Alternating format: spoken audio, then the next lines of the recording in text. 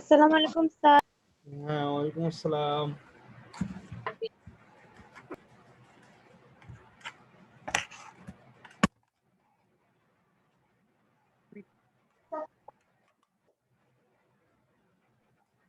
Sir হ্যাঁ, বলো। Sir একটি কথা ছিল। হ্যাঁ হ্যাঁ, বলো। স্যার আমি অ্যাসাইনমেন্টে দ্বিতীয় অধ্যায় উৎপাদনের উপকরণের সৃজনশীল প্রশ্নের উপরে অ্যাসাইনমেন্ট, এটা আমি জমা গ্রহণকারীর নিচে লিখে ফেলেছি, মানে আহ, ঢাকা সিটি কলেজের নিচে লিখে ফেলেছি। প্রবলেম হবে স্যার? জন্মগ্রহণকারীর নামটা নিচে লিখে ফেলছো? না না স্যার, মানে ঢাকা সিটি কলেজের নিচে লিখেছি। ঢাকা সিটি কলেজের নিচে? হ্যাঁ হ্যাঁ। কেন, ঢাকা সিটি কলেজ কোথায় লিখছো? ঢাকা সিটি কলেজ তো আলাদা করে লেখার কিছু নেই, এটা জাস্ট তুমি তোমার নাম যখন লিখবা এবং তুমি জন্মগ্রহণকারী যে তার নাম স্যার যে লোগো স্যার যে লোগোটা ছিল না, সেটা তো হ্যাঁ, আর লোগোটা আমরা হাতে আঁকতে পারবো না। তো ওই জায়গায় লিখে ফেলেছি দ্বিতীয় অধ্যায়ের উৎপাদনের উপকরণ, ওটা লিখে ফেলেছি। ঠিক বুঝতেছি না। তুমি কি এটা ইয়ে করছো, মানে কম্পিউটারে করছো? নো নো স্যার, কম্পিউটার করিনি। তো তাহলে হাতে তুমি আবার একবার লিখে ফেলো ঠিক করে, তাহলে তো হয়। আচ্ছা ঠিক আছে। আচ্ছা। ওই ভুলটাই দেওয়ার দরকার কি, হাতে লিখলে তো আর বাসায় করবা, যেহেতু তুমি তোমার মতো পেজটা চেঞ্জ করে ফেলো। ঠিক আছে।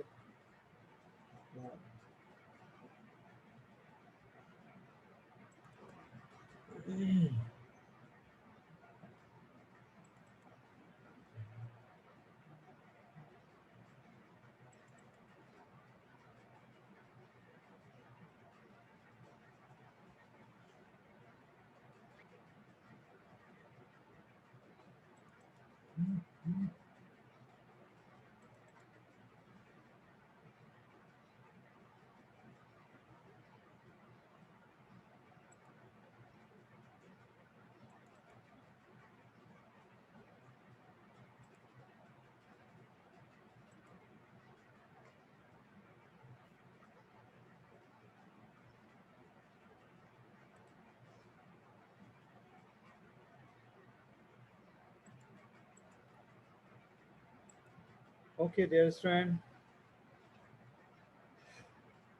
চলো যাওয়া যাক, আমরা আমাদের আজকের ক্লাসের কার্যক্রম শুরু করি। সবাই শুনতে পাচ্ছ তো না?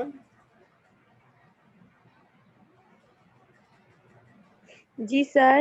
ওকে। তোমাদের কথা ছিল সবার ভিডিও অন করতে হবে, তুমি তো অন করো নাই। সবাই ক্লাস করার সময় ভিডিওটা অন করে নিয়ে ক্লাস করবে। তোমাদের একই কথা বারবার বলতে হয় কেন, আমি ঠিক বুঝি না আসলে। স্যার, আমার এখানে নেট অনেক প্রবলেম দিতেছে স্যার। এখন ভিডিও অন করলে ওভাবে শুনতে পারবো না আপনার কথা, তাই করতেছি না আর কি।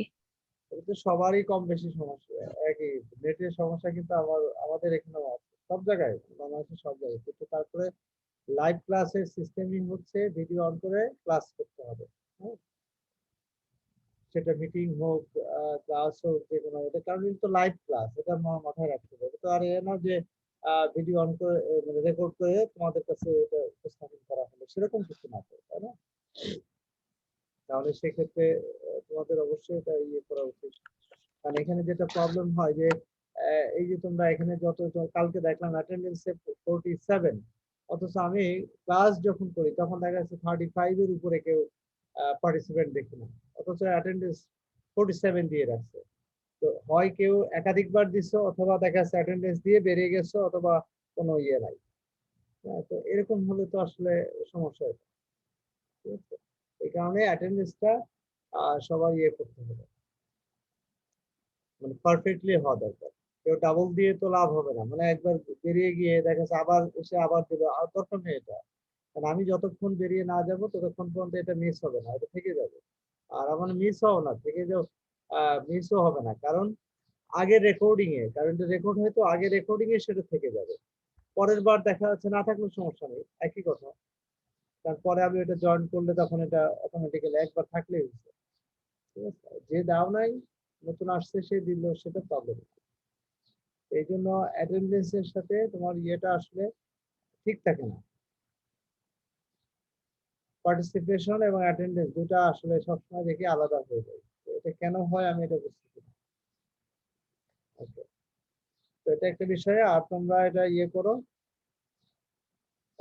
কারণ এখন রেগুলার বেসিসে তোমাদের এটা কিন্তু স্যালারি রিস্ট্রাকশন। লাইভ ক্লাসে কেন তোমার ভিডিও অফ করে রাখবে? এটা তো আসলে কোনো ইফেক্টিভ কোনো কথা না।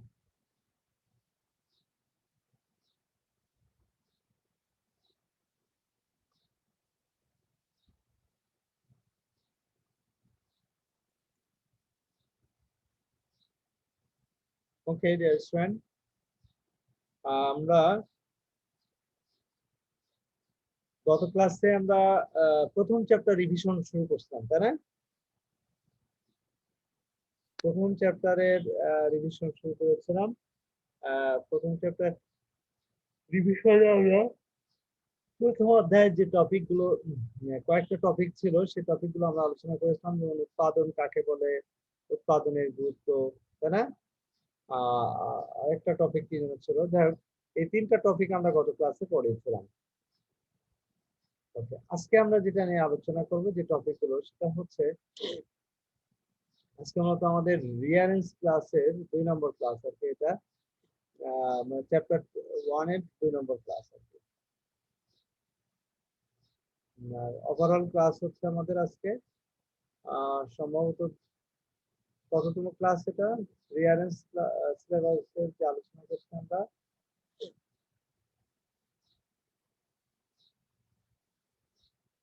এনিহাউ এটা অবশ্য মনে নাই, 10-11 মেবি হবে, 11তম ক্লাস হতে পারে মেবি।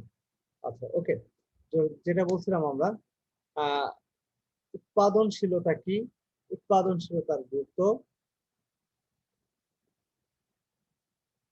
বহু নির্বাচনী প্রশ্নের জন্য সহায়িকা, এটা আমরা আজকে আলোচনা করব না। উৎপাদনশীলতা, উৎপাদনশীলতার গুরুত্ব, এগুলো নিয়ে আলোচনা করবো বেসিক্যালি। তিনটা টপিক, দুটা টপিক আর কি, আর উৎপাদনশীলতার গুরুত্ব। হ্যাঁ, এই দুটা টপিকই কিন্তু অনেক বড়, এটা নিয়ে আমরা বিস্তারিত আলোচনা করবো। আর তোমার যেটা, এটা নিয়ে আলোচনা করার সুযোগ হয় না। বহু নির্বাচনী প্রশ্নের জন্য সহায়িকা, অর্থাৎ এটা আমরা আমাদের ক্লাসে আমরা এটা আলোচনা করবো ইনশাআল্লাহ। তো প্রথমে যেটা আসছে সেটা হচ্ছে উৎপাদনশীলতা কি। দেখো, উৎপাদনশীলতা কি? উৎপাদনশীলতা বলতে আমরা কি বুঝি, এটা একটু খেয়াল করো সবাই। উৎপাদনশীলতা হচ্ছে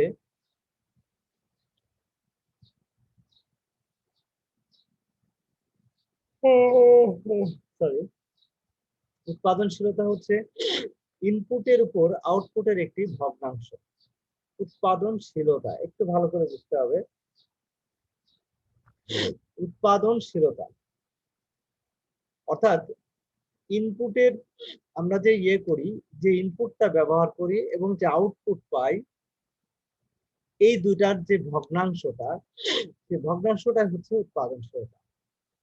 অন্যভাবে যদি আমরা বলি, উৎপাদনশীলতা হচ্ছে প্রতি ইউনিট ইনপুট থেকে আউটপুটের একটি অর্থনৈতিক পরিমাণ।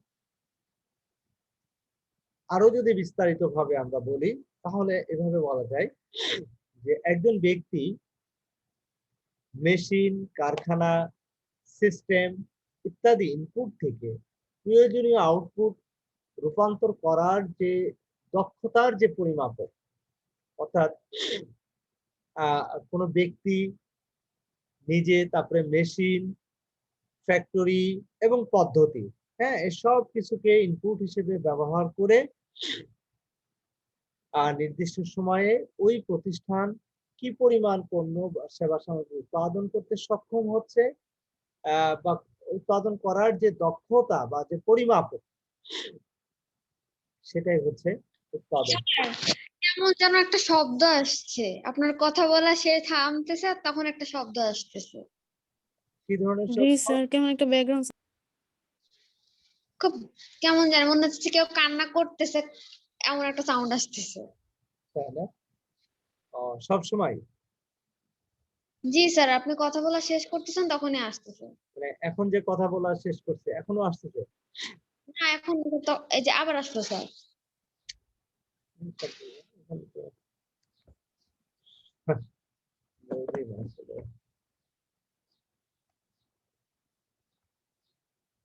টেকনিক্যাল কত প্রবলেম আসলে।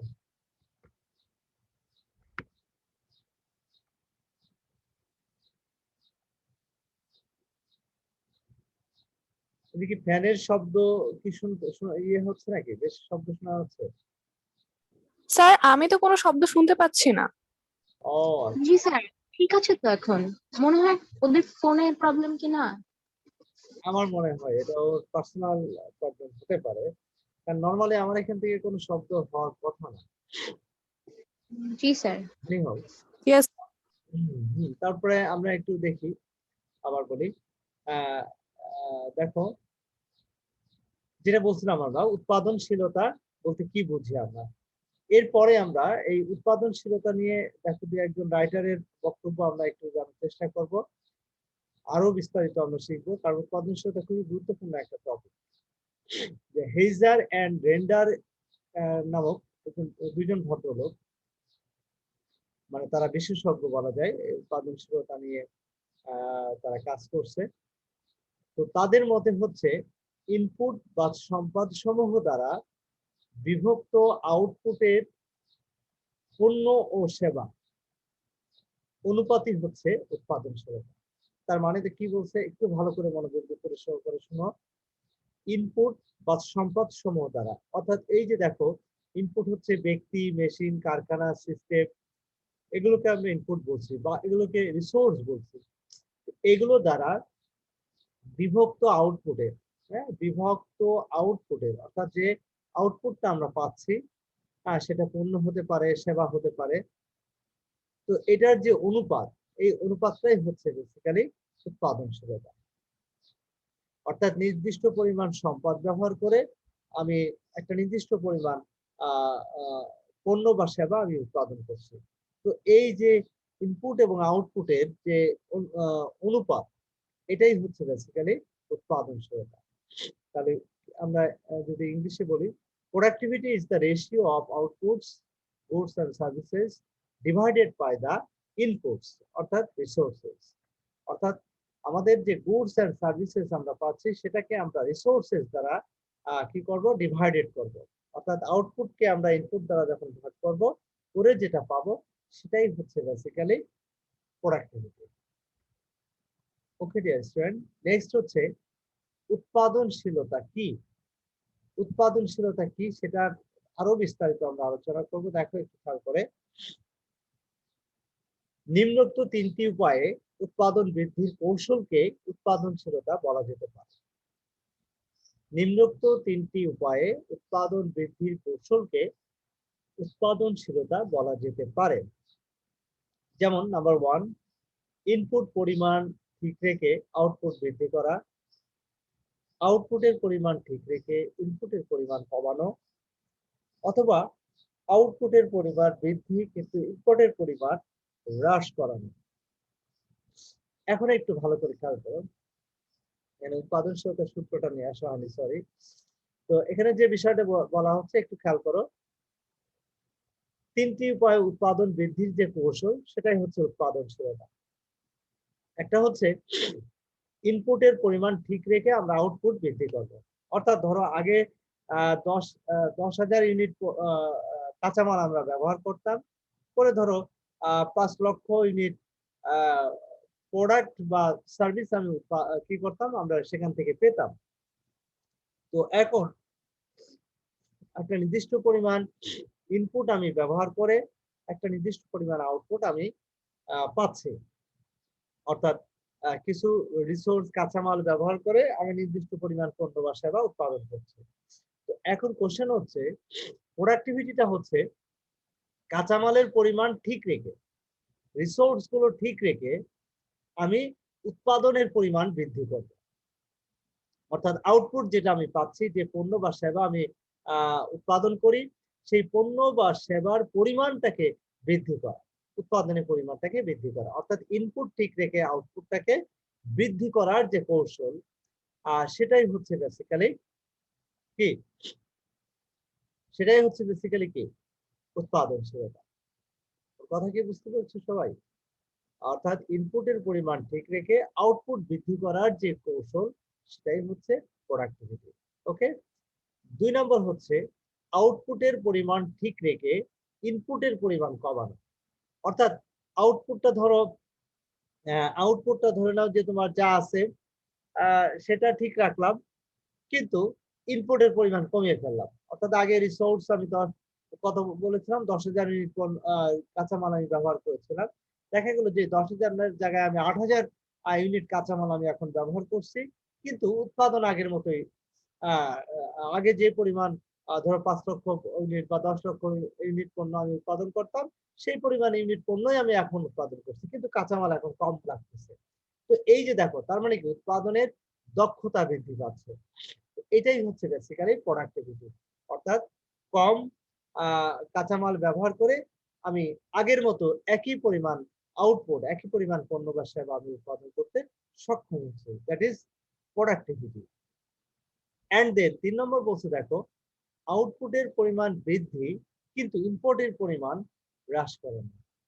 অর্থাৎ এখানে যে জিনিসটা বোঝাতে চাইছে সেটা হচ্ছে আউটপুটের পরিমাণ আমরা বৃদ্ধি করছি, অর্থাৎ আমরা যে রেজাল্ট পাচ্ছি, যে আউটপুটটা পাচ্ছি, সেটা আমরা বৃদ্ধি করছি, কিন্তু ইনপুটের পরিমাণ আমরা কি করে ফেলছি, হ্রাস করে ফেলছি, কমাই ফেলছি। অর্থাৎ এখানে একদিকে মানে যে পণ্য বা সেবা আমি উৎপাদন করছি, যেটাকে আমরা আউটপুট বলি, সেটা বৃদ্ধি পাচ্ছে, কিন্তু কিসের পরিমাণ কমে যাচ্ছে।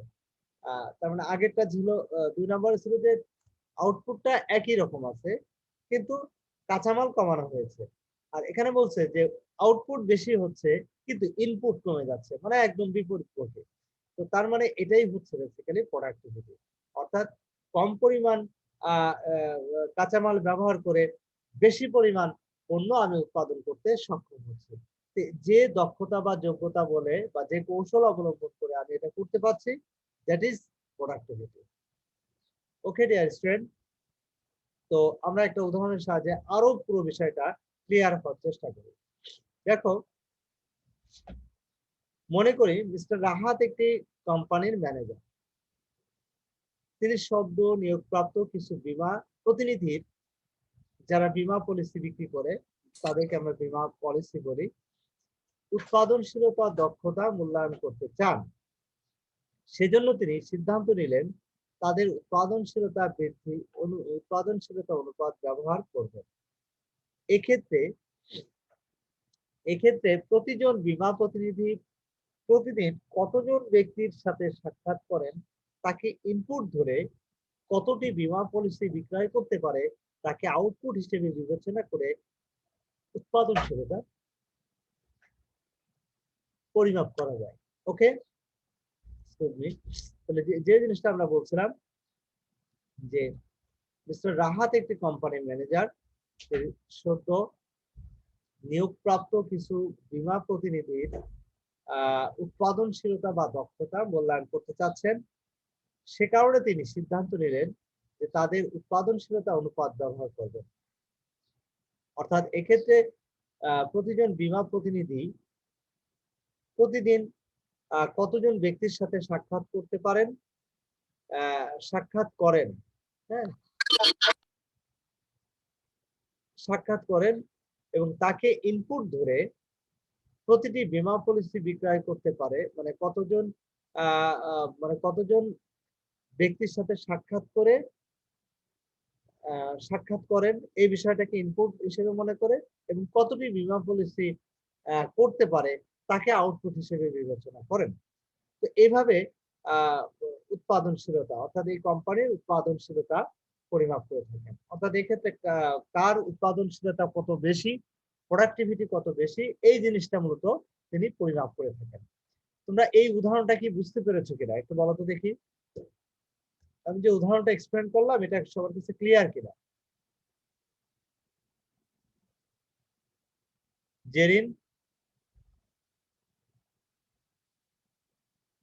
জেরিন তাসনিম, জি স্যার। হ্যাঁ, তো এই উদাহরণটা কি বুঝতে পেরেছো? স্যার কিন্তু একটু কনফিউজড হচ্ছে, আরেকবার বললে ভালো হয়।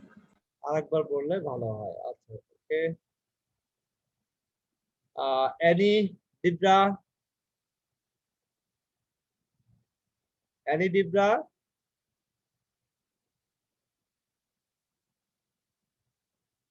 অ্যানি, দিব্রা আসো? হ্যাঁ স্যার। হ্যাঁ, তুমি এই উদাহরণটা কি বুঝতে পেরেছো? হ্যাঁ স্যার, কিছুটা বুঝতে পারছি। কিছুটা বুঝতে পারছো কিন্তু পুরোপুরি বুঝতে পারো নাই, এই তো?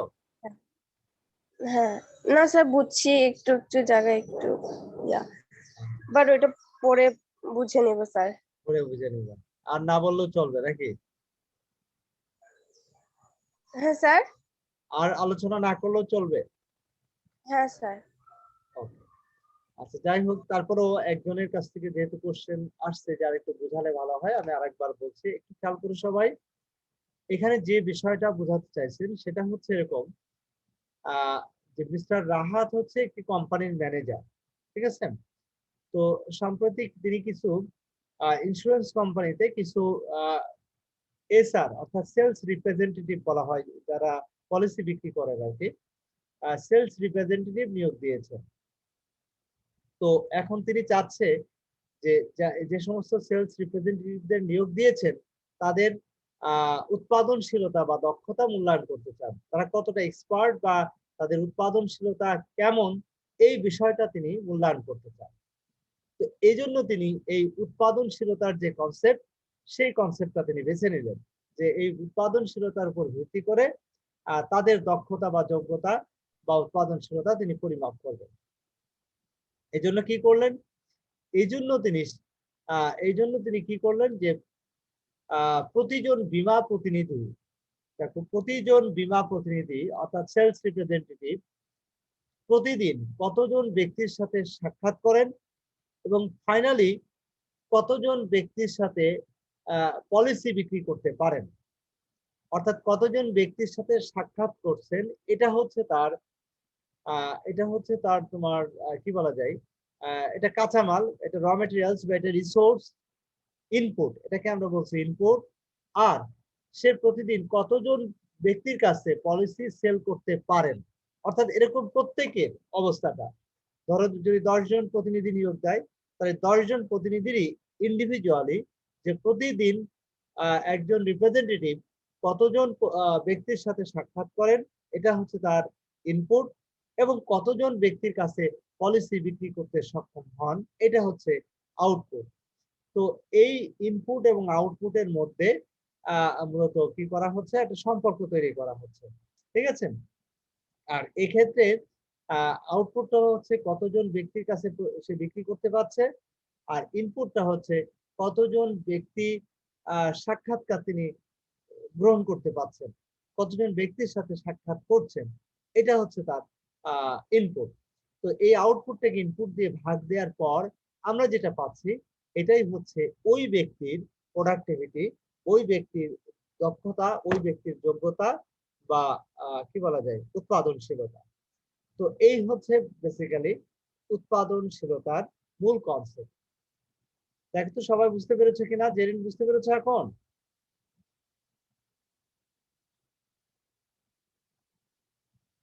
জেরিন,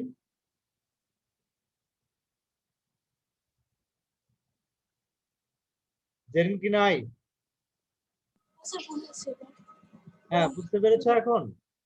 জি sir. Okay.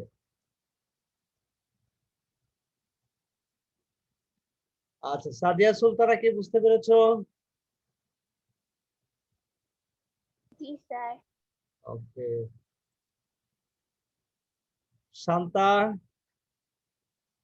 Shanta Dutta yes sir. বুঝতে পেরেছো? ইয়েস স্যার, বুঝতে পেরেছি। ওকে, তো ঠিক আছে, আমরা নেক্সট টপিকে চলে যাচ্ছি। উৎপাদনশীলতার গুরুত্ব। উৎপাদনশীলতার গুরুত্ব, উৎপাদনশীলতা কেন আমাদের কাছে গুরুত্বপূর্ণ একটি বিষয়, এই বিষয়টি আমরা আমাদের এই আলোচনার মাধ্যমে জানার চেষ্টা করব। তো এখানে একটু খেয়াল করো, উৎপাদনশীলতার গুরুত্ব আলোচনা করতে গিয়ে আমরা এটাকে তিনটা দৃষ্টিকোণ থেকে আমরা উৎপাদনশীলতার গুরুত্ব আলোচনা করেছি। আর সেই তিনটা দৃষ্টিকোণ কি? নাম্বার ক, কোম্পানির দৃষ্টিকোণ থেকে গুরুত্ব। নাম্বার খ, কর্মকর্তা কর্মচারীর দৃষ্টিকোণ থেকে গুরুত্ব। নাম্বার গ, অর্থনৈতিক দৃষ্টিকোণ থেকে গুরুত্ব। অর্থাৎ এই তিনটা দৃষ্টিকোণ থেকে বেসিক্যালি আমাদের উৎপাদনশীলতার গুরুত্ব কনসিডার করা হয়েছে। ওকে, তো এখন চলে আসো নাম্বার 1, অধিক মুনাফা। অর্থাৎ কোম্পানির দৃষ্টিকোণ থেকে গুরুত্ব কি, এই বিষয়গুলো নিয়ে আমরা আগে আলোচনা করব। তারপরে আমরা কর্মকর্তা কর্মচারীদের দৃষ্টিকোণ থেকে তাদের জন্য কেন গুরুত্বপূর্ণ বা অর্থনৈতিক দৃষ্টিকোণ থেকে কেন এটা গুরুত্বপূর্ণ সেগুলো আমরা পর্যায়ক্রমে আলোচনা করার চেষ্টা করবো ইনশাআল্লাহ। তো শুরুতেই চলে আসো কোম্পানির দৃষ্টিকোণ থেকে অর্থাৎ প্রতিষ্ঠানের দৃষ্টিকোণ থেকে উৎপাদনশীলতার গুরুত্ব কি সেটা আমরা দেওয়ার চেষ্টা করবো। নাম্বার 1, অধিক মুনাফা।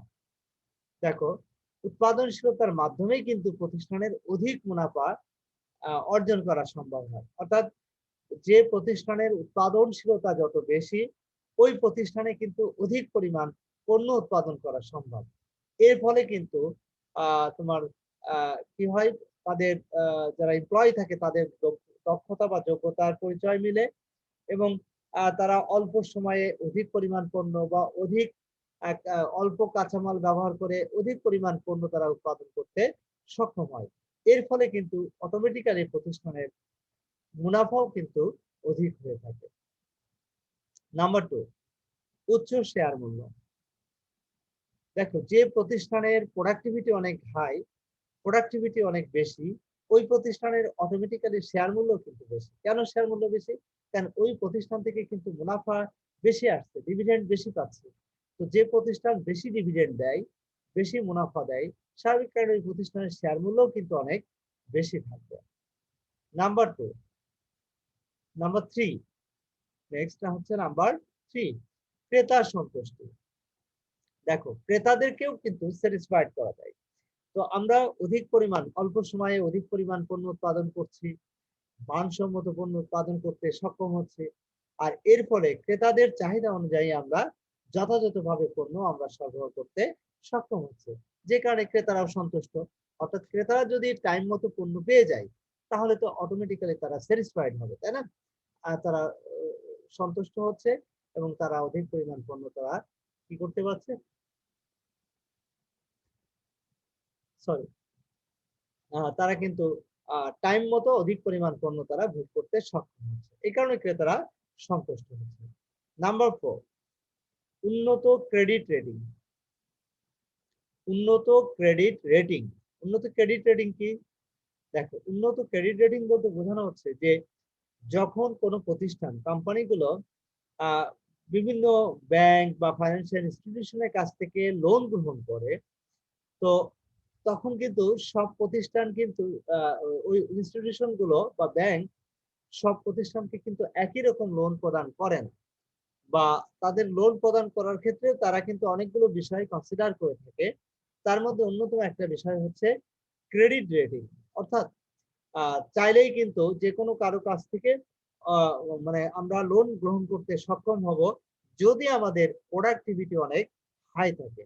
অর্থাৎ কোনো প্রতিষ্ঠানের যদি প্রোডাক্টিভিটি ভালো থাকে তাহলে ওই প্রতিষ্ঠান কিন্তু অন্য যে ফাইন্যান্সিয়াল ইনস্টিটিউশন কাছ থেকে লোন গ্রহণ করে সেটা কিন্তু খুব দ্রুত এবং অধিক পরিমাণ অর্থ তারা লোন গ্রহণ করতে সক্ষম হয়। তো এই ধরনের পলিসিকে আমরা বলি ক্রেডিট রেটিং, উন্নত ক্রেডিট রেটিং। এরপরে হচ্ছে সুনাম বৃদ্ধি। সুনাম বৃদ্ধিটা কি? সুনাম বৃদ্ধি হচ্ছে, দেখো, গুডউইল বৃদ্ধি আর কি।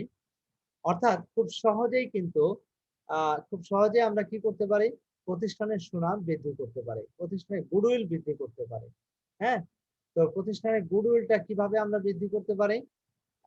দেখো, অর্থাৎ প্রোডাক্টিভিটি যদি বেশি থাকে, কোম্পানির যদি প্রোডাক্টিভিটি অনেক হাই হয়, অর্থাৎ অল্প ইনপুট ব্যবহার করে বেশি পরিমাণ আউটপুট যদি আমরা উৎপাদন করতে পারি, আমরা যদি পেতে পারি, তাহলে সেক্ষেত্রে কিন্তু আমাদের কি হবে, আমাদের অটোমেটিক্যালি কিন্তু ব্যবসায়ের সুনামও বৃদ্ধি পাবে। এরপরে চলে আসো নেক্সট হচ্ছে দেখো উন্নত ঋণ শর্ত, অর্থাৎ ঋণের শর্ত। আমরা যখন ঋণ গ্রহণ করব বিভিন্ন প্রতিষ্ঠানের কাছ থেকে, ফাইন্যান্সিয়াল ইনস্টিটিউশনের কাছ থেকে, একটু আগে আমরা এটা নিয়ে একটু আলোচনা করছি, তারপর এখানে যেটা বলছে সেটা হচ্ছে উন্নত ঋণ শর্ত, অর্থাৎ উন্নত ঋণ শর্তটা হচ্ছে এরকম যে তোমার যদি আমার প্রোডাক্টিভিটি ভালো থাকে তাহলে সেক্ষেত্রে আমার কন্ডিশন গুলো, ঋণের ক্ষেত্রে, ঋণ নেওয়ার ক্ষেত্রে যে কন্ডিশন গুলো দেয় ইনস্টিটিউশন গুলো বা ব্যাংক, যে কন্ডিশন গুলো দেয় সেই কন্ডিশনটা কিন্তু আমার জন্য খুব মানে পজিটিভ হয়ে থাকে, অর্থাৎ আমার ভালো ইয়েটা কিন্তু আমরা ফিডব্যাকটা কিন্তু পাবো এবং ভালো শর্ত দিয়েই কিন্তু আমাদেরকে লোন প্রদান করবে। তো এই বিষয়টাই জাস্ট মূলত উন্নত ঋণ শর্তের কথা বলা হচ্ছে। এরপরে যেটা আসছে উৎপাদন বৃদ্ধি। নিঃসন্দেহে আমরা যদি আমাদের প্রোডাক্টিভিটি যদি ভালো থাকে, প্রোডাক্টিভিটি যদি হাই হয়, তাহলে অটোমেটিক্যালি আমাদের প্রতিষ্ঠানের উৎপাদন বৃদ্ধি পাবে, এই বিষয়ে কোনো সন্দেহ নাই ইনশাআল্লাহ। নেক্সট হচ্ছে চাহিদা পূরণ। আসলে ঘুরে ফিরে একই রকম, যে ক্রেতা সন্তুষ্টি, চাহিদা পূরণ, এগুলো অনেকটা একই রকম। অর্থাৎ এই ক্ষেত্রে বলা হচ্ছে যে ক্রেতাদের যে চাহিদা সেটা যথাযথভাবে পূরণ করা সম্ভব হবে। ঠিক আছে, ওকে। এরপরে চলে আসে নেক্সট যেটা আসছে লক্ষ্য অর্জন। কাস্টমার দেখো লক্ষ্য অর্জন, লক্ষ্য অর্জন বলতে কি বোঝানো হচ্ছে? লক্ষ্য অর্জন বলতে যে জিনিসটা বোঝানো হচ্ছে সেটা হচ্ছে যে প্রত্যেকটা প্রতিষ্ঠানে একটা টার্গেট থাকে, একটা লক্ষ্য থাকে, যে হয়তো প্রতিদিন বা প্রতিনিয়ত, প্রতি মাসে বা প্রতি সপ্তাহে একটা নির্দিষ্ট পরিমাণ পণ্য উৎপাদন করা হবে এবং বিক্রি করে তারা এই পরিমাণ লাভ করতে চায়। এটা হচ্ছে তাদের একটা টার্গেট। তো সেই টার্গেটটাও কিন্তু পূরণ করা সম্ভব হয়। বিশেষ করে অর্গানাইজেশন গুলো তারা দেখবা বিভিন্ন সেলস প্রতিনিধি, সেলস অফিসার যারা থাকেন বা সেলস ডিপার্টমেন্টে যারা কাজ করেন, তাদের কিন্তু পণ্য বিক্রয় করার ব্যাপারে কিন্তু একটা কি দিয়ে দেয়, একটা তোমার মানে একটা টার্গেট দিয়ে দেয় এবং সেই টার্গেটটা কিন্তু সহজেই অর্জন করা সম্ভব হবে যদি ওই প্রতিষ্ঠানে বা তাদের প্রোডাক্টিভিটি যদি অনেক ভালো থাকে। নেক্সট হচ্ছে প্রতিযোগিতামূলক সুবিধা।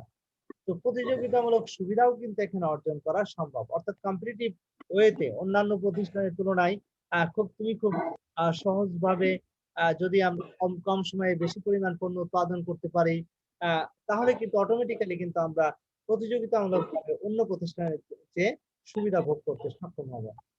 আর নেক্সট যেটা আসছে লাস্ট অন ব্যবসা প্রবৃদ্ধি, অর্থাৎ ব্যবসায়ের প্রবৃদ্ধি অর্জনের জন্য কিন্তু আমাদেরকে ব্যবসায়ের প্রবৃদ্ধি অর্জনের জন্য আমাদের কি বলে এই প্রোডাক্টিভিটি কিন্তু গুরুত্বপূর্ণ ভূমিকা রাখে। অর্থাৎ দিন দিন আমাদের ব্যবসাটাকে যদি আমরা সমৃদ্ধশালী করতে চাই, প্রবৃদ্ধি বৃদ্ধি করতে চাই, বাড়াতে চাই, তাহলে সেক্ষেত্রে আমাদের কি করতে হবে?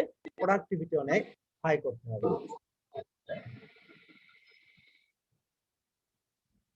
মিথিলার তোমার করা আছে, ভিডিও সরি অডিও অন করা আছে, ওটা একটু মিউট করে নাও। মিথিলা শব্দ হচ্ছে।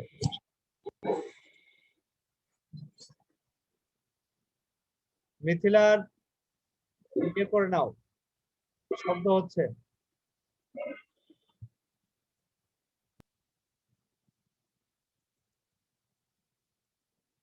ঠিক আছে, এখন ওকে। যেটা বলছিলাম, কর্মকর্তা কর্মচারীর দৃষ্টিকোণ থেকে গুরুত্ব।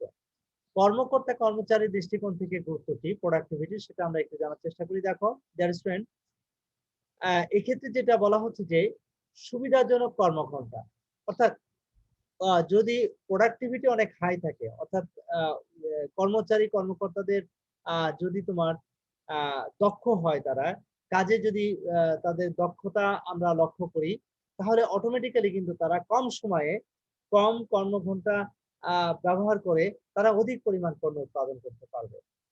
তারপরে 2 নম্বর যেটা বলছে বাড়ি থেকে কাজের সুবিধা, অর্থাৎ অনেক সময় দেখা যাচ্ছে যে তারা যদি কম সময়ে অনেক বেশি পরিমাণ কাজ করতে পারে, তাদের দক্ষতা বা যোগ্যতার কারণে অনেক সময় তাদের অফিসে না গিয়েও কিন্তু তারা অনেক সময় বাড়িতে থেকেও তারা প্রতিষ্ঠানে কাজ করে ফেলে। এটা তাদের দক্ষতা বা যোগ্যতার বহিঃপ্রকাশ। হ্যাঁ, তারপরে দেখা যাচ্ছে শেখার সুযোগ।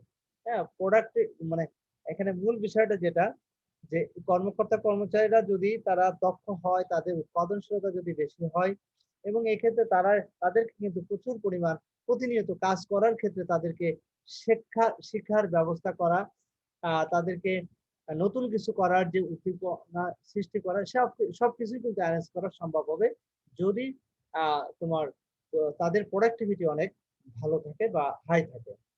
নেক্সট হচ্ছে পুরস্কার। আচ্ছা, প্রোডাক্টিভিটির ক্ষেত্রে বলা হচ্ছে যে যে এমপ্লয়ের প্রোডাক্টিভিটি অনেক বেশি তাকে পুরস্কারের ব্যবস্থা করা।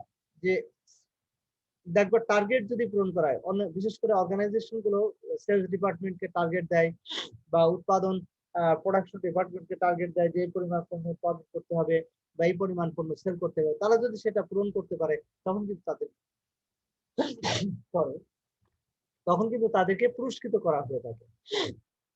তো এটাই হচ্ছে বেসিক্যালি প্রোডাক্টিভিটির অন্যতম সুবিধা। নেক্সট হচ্ছে ব্যবস্থাপনার সাথে সুসম্পর্ক। দেখো, এমপ্লয়ীদের যদি প্রোডাক্টিভিটি ভালো থাকে এবং তারা কিন্তু যদি যথাযথভাবে টাইম মতো বা টাইমের আগেই যদি তাদের উৎপাদন কার্যক্রম সঠিকভাবে সম্পন্ন করতে পারে, তাহলে ম্যানেজমেন্টের সাথে কিন্তু তাদের একটা সুসম্পর্ক তৈরি হবে অটোমেটিক্যালি।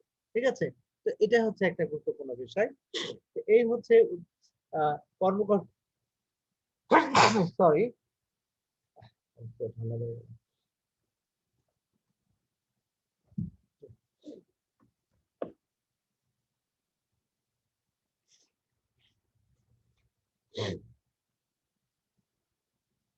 আচ্ছা, এরপরে যেটা আসছে অর্থনৈতিক দৃষ্টিকোণ থেকে সেবার গুরুত্ব। দেখো,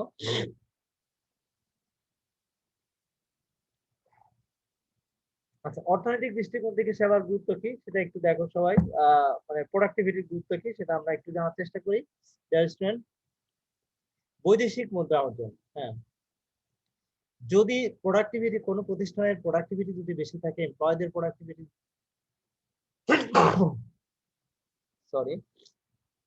যদি বেশি থাকে, তাহলে অটোমেটিক্যালি কি হবে, সহজেই বেশি পরিমাণ পণ্য উৎপাদন হবে, দেশের চাহিদা মিটিয়ে তখন বিদেশে রপ্তানি করা যাবে। এর ফলে কিন্তু বৈদেশিক মুদ্রাও আমরা সহজেই অর্জন করতে সক্ষম হব। 2 নম্বর হচ্ছে রপ্তানি বৃদ্ধি। রপ্তানি বৃদ্ধি কি? অর্থাৎ রপ্তানি হচ্ছে এই যে একটু আগে যেটা বলে ফেললাম যে যদি আমরা প্রোডাক্টিভিটি বেশি থাকে, অল্প সময়ে অধিক পরিমাণ পণ্য আমরা উৎপাদন করতে সক্ষম হব, যেটা দেশের চাহিদা মিটিয়ে আমরা বিদেশে সেটা রপ্তানি করতে পারবো। এর মাধ্যমে কিন্তু বৈদেশিক মুদ্রাও অর্জন হবে। একটার সাথে একটা রিলেটেড। কর্মসংস্থান সৃষ্টি। এর ফলে কিন্তু সরি এক্সট্রিমলি হঠাৎ করে ঠান্ডা